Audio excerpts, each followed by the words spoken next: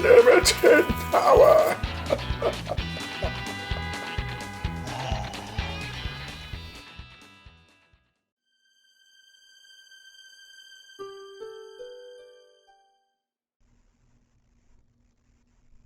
Hello, and thank you for joining Sloppy Zen today. We are going to go over the distillation of the third chapter of Katsuki Sekida's book, Zen Training, and this chapter is called The Physiology of Attention. This chapter is on the scientific side, so I apologize if I lose a few folks. The good news is that I don't think this chapter is absolutely necessary for you to grasp. But if you are inquisitive like me, or you prefer a rational explanation behind how meditation works rather than esoteric or flowery language, this chapter was written just for you. So let's get on with the show. In a 1-minute zazen experiment, Sekida shows how you can prevent thoughts arising by focusing your sight on an object and then stop or come close to stopping your breathing.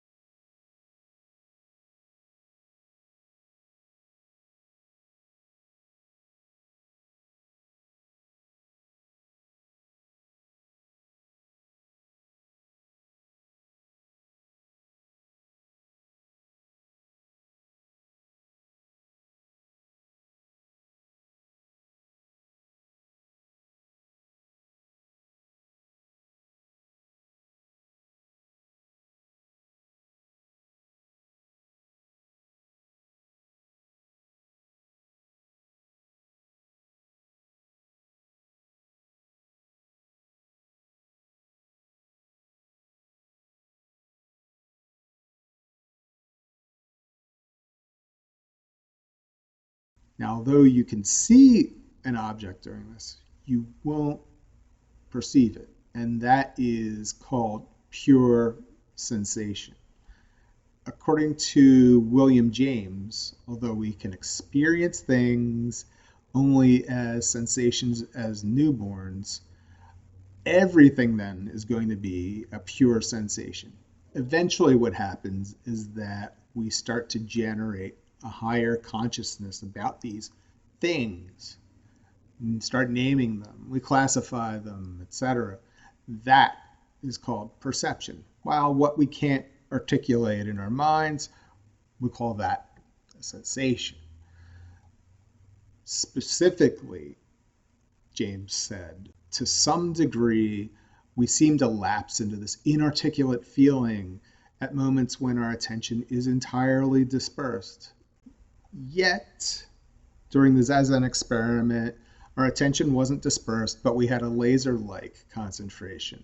So, what's the story here? Sekida posits it came from stopping breathing when the abdominal muscles were tensed in the tendon area, and spiritual power comes from that area. Now, how that arises in physiological terms is that there are two oscillary neural paths flowing through the sympathetic center of the posterior hypothalamus, called the Wakefulness Center. Now, I said there's two paths. So oscillation path number 1 has signals flow from the Wakefulness Center to the anterior thalamus and then throughout the entire cortex before bouncing back to the Wakefulness Center. Now, oscillation path 2 has a much longer round trip. In this one, the Wakefulness Center signals the bulboreticular formation in the brainstem, which increases muscle tone through the body. Then tension in the muscles triggers prioreceptors, which send signals back into the thalamus and into the Wakefulness Center. And then that cycle continues. We'll see that cycle number 2, one dealing with the muscle tone, is critical for zazen. And the oscillary paths affect each other in that a decrease in one path can affect the volume of the other. And that we also know that oscillation path 2 seems to strongly affect the oscillation path number 1. In other words, the muscular path is going to affect the cortex path. And to show that, he proposes doing yet another experiment where you just try to sit down and try not to think. Don't try to do any zazen or meditation techniques you already know or anything. So we don't want any cheating here. Just try not to think. Just try it. Try it for a few seconds.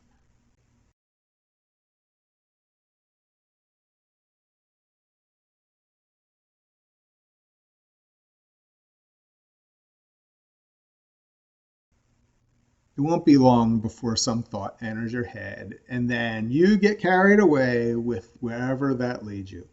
And then even if you catch yourself, it's not going to be long before you find yourself back in your thoughts again.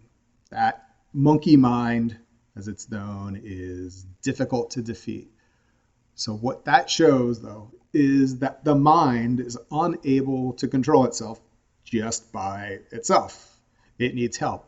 So that's when oscillary path number 2 comes in to help you in zazen. Now, he posits that the mind seems to know this instinctively, and that when it wants to control thoughts and concentrate, the muscles controlling breathing and respiration, they tighten, and then focus increases as the wakefulness center becomes more active. You might have noticed that in the zazen experiment at the beginning of the chapter. Now, that's great, but the problem is the power of the respiratory muscles isn't strong enough to control thought over time, over a short period of time. Yeah, but we needed to control over a longer stretch, and we only got a couple seconds in the experiment, really. And in between breaths, concentration is going to start diffusing, and then thoughts are going to start to rise. So what you need to do is maintain tension in your respiratory muscles again and again to keep your attention in zazen. So with oscillary path number 2 taking a central role in maintaining wakefulness through the tension of the respiratory muscles near the tendon, the center of spiritual power, according to some, especially Sekida, oscillary path 1, which runs through the cortex, does not need to be as active, and mental activity there can be reduced. So I'm going to repeat that. What happens is when oscillary path 2 can take control over wakefulness, oscillary path 1 doesn't need to have its signals bouncing all over the cortex again and again. You don't have to have the mind being as active, and it can slow down. So oscillary path 2, the muscular path, is leading you to be able to calm your mind down and thoughts calm down. But you need control of the tendon. You need control of the muscles there. So the question is, what benefit is there to this physical and mental state? And how exactly are you supposed to repeatedly tense our respiratory muscles in zazen? You're going to have to wait to get answers in subsequent chapters. But I'll give you a hint. Chapter 4 is going to be on breathing, and you're definitely not going to want to miss out on that. So, wow, that was a lot of jargon. Say oscillary path a few times. I hope you were able to follow along. And quite frankly, it took me a few reads to get it. One thing I note that is Sekida refers to a 19th century psychologist in this, William James. And then he also refers to an older text on physiology, one by Guyton. And that one he references from 1959. The thing is, I think we've come a long way in science and physiology and psychology since then. So I'm wondering how things have held up. So if you have any insights into the physiology or psychology of attention, please let everyone know in the comments. If things have changed since Sekida wrote this, it would be great if everyone can get your insights on that. Thank you for joining. And please do click the like and subscribe button to keep this going. And please share the channel with others who might benefit, whether it's in your Sangha or other practitioners or just people who are interested in Zen.